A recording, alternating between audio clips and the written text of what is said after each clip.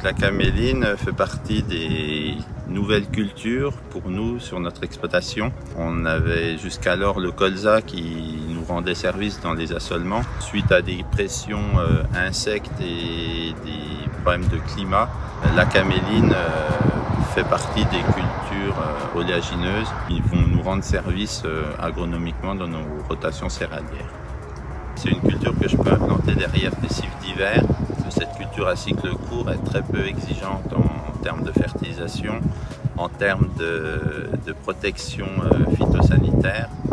Elle nous empêche d'investir dans ces intrants et nous amener ensuite une rentabilité sur la culture suivante.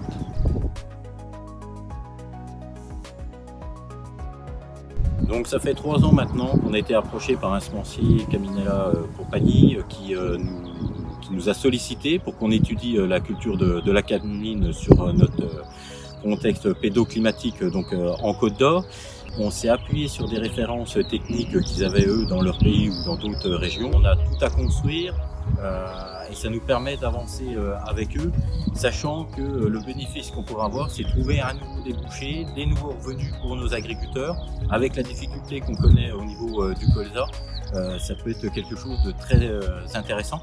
En plus, au niveau d'une rotation, on est toujours à la recherche de nouvelles cultures pour casser les cycles, que ce soit aussi bien au niveau des maladies que des ravageurs.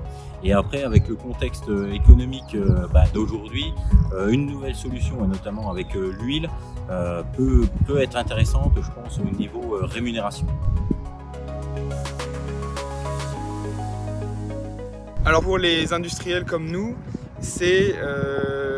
l'intérêt c'est d'aller sur des nouveaux marchés à plus forte valeur ajoutée.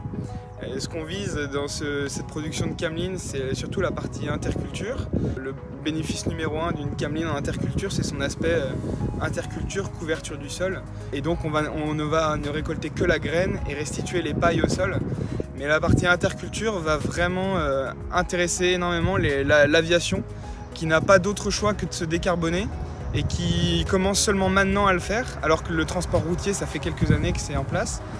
Et l'aviation ne veut pas entendre parler de culture principale, donc il y a tout un intérêt et une histoire à créer pour nous, et ce qui peut nous amener à des nouveaux débouchés qu'on est en train de mettre en place.